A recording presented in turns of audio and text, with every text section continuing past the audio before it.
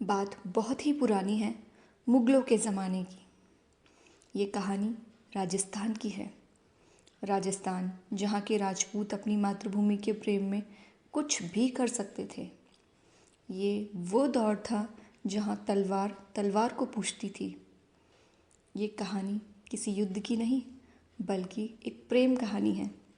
सन 1948 में मेड़ता के राठौड़ परिवार रावदूदा जी के पुत्र रतन सिंह जी के यहाँ एक सुंदर बच्ची का जन्म हुआ।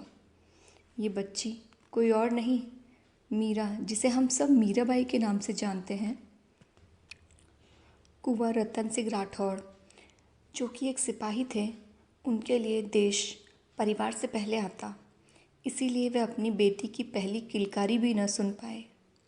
उनकी बेटी मीरा, जिसको सारी प्रजा मीराबाई कहती थी, रावदूदा जी, जो कि मीरा से अत्यधिक प्रेम करते थे, वो मीरा के लिए तारे तक तोड़ने को तैयार थे। मीरा की दादी और माँ बहुत ही छोटी उम्र में मीरा को घर के सारे काम में निपुण बनाने में लग गईं। मीरा जब 6 साल की थी, तब रावदूदा जी के महल में एक साधु पधारे। साधु का महल में बहुत अच्छे से सादर सत्कार हुआ। उनको जलपान करा के विश्राम गृह में ले जाया गया। वहाँ उनसे मिलने मीरा आई, जो कि अपनी दादी के साथ उनकी उंगली थाम कर आई थी। मीरा उस कमरे में रखी एक सुंदर सी मूर्ति, जो कि श्री कृष्ण की थी, उन्हीं को देखे जा रही थी, और वो उस मूर्ति के पास कब चली गई पता ही नहीं चला। मूर्ति में ही खो गई। अब जब साधु बाबा जाने लगे, तब मीरा ने उनसे कहा, बाबा, ये मूर्ति मुझे दे दीजिए। साधु बाबा और वहाँ खड़े सभी लोग मीरा की ये बात सुनकर आश्चर्यचकित हो गए। मीरा ने फिर जिद की। सभी ने उसको बहुत समझाया, फिर भी मीरा नहीं मानी और कहने लगी, ये कृष्ण की मूर्ति ही उसको चाहिए। फिर अचानक साधु बाबा के मन में क्या आया पता नहीं, उन्होंने वो मूर्ति मीरा को दे दी। मीरा श्री कृष्ण की मूर्ति पाकर बहुत खुश हो गई। उस दिन से मीरा बस श्री कृष्णा कृष्णा ही करती। उनके साथ खेलना कूदना, उनकी पूजा करना, उनके कपड़े गहने, ये इन सब में ही मीरा का जीवन बीतने लगा। एक दिन मीरा अपने कमरे में बैठकर बाहर खिड़की में देख रही थी। तभी वहाँ से एक बारात जा रही थी। मीरा ने देखा दूल्हा घोड़े पे बैठकर जा रहा था। मीरा ने अपनी माँ से पूछा, माँ, मेरा दूल्हा कहाँ है? माँ ने मीरा के इस सवाल को सुनकर कुछ सोचा और फिर वहाँ रखी श्री कृष्ण की मूर्ति को देखा और बोला, मीरा, ये तो है तुम्हारा कान्हा, तुम्हारा दूल्हा। माँ ये बात कहकर वहाँ से चली गई, पर यह बात मीरा के मन में कहीं गहरी बैठ गई।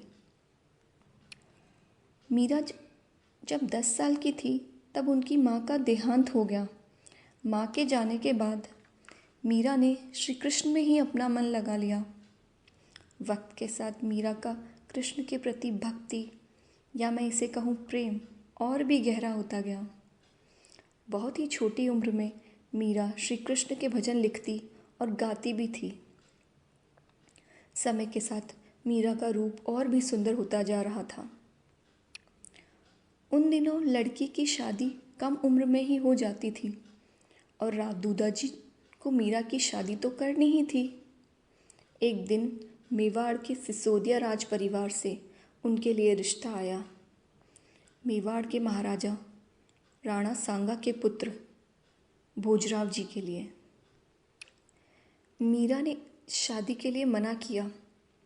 उनको लगता था उनकी शादी तो हो चुकी है और श्री कृष्ण ही उनके पति हैं, पर वक्त को कुछ और ही मंजूर था और मीराबाई की शादी भोजराव जी से हो गई।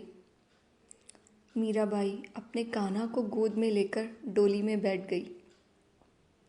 मेवाड़ में मीराबाई का बहुत अच्छे से सादर सत्कार हुआ। सिसोदिया परिवार माँ दुर्गा को पूजते थे। मीरा का गृहस्थ जीवन प्रारंभ हुआ। मीरा ने भोजराव जी को बता दिया था कि मेरा इस सांसारिक जीवन में कोई लेना देना नहीं। मेरा तो मन बस एकमात्र मेरे कान्हा में लगता है। मीरा कहती है, मेरे तो गिरधर गोपाल दूसरों ना कोई। भोजराव जी मीरा को बहुत पसंद करते थे, इसलिए उन्होंने मीरा को कुछ भी नहीं कहा। ऐसे ही समय बीतता गया। कुछ सालों बाद भोजराव जी की मृत्यु हो गई। अब तो मीरा श्री कृष्ण की भक्ति में ही रम गई। भोजराव जी की मृत्यु के कुछ सालों बाद मीरा ने मेवाड़ छोड़ दिया और वृंदावन में जाकर कान्हा की सेवा में लग गई। वहाँ से मीराबाई द्वारिका चली गई और वहीं एक मंदिर में रहने लगी। फिर एक दिन उसी मंदिर की मूर्ति में मीराबाई समा गई। तो ये थी कान्हा की मीरा।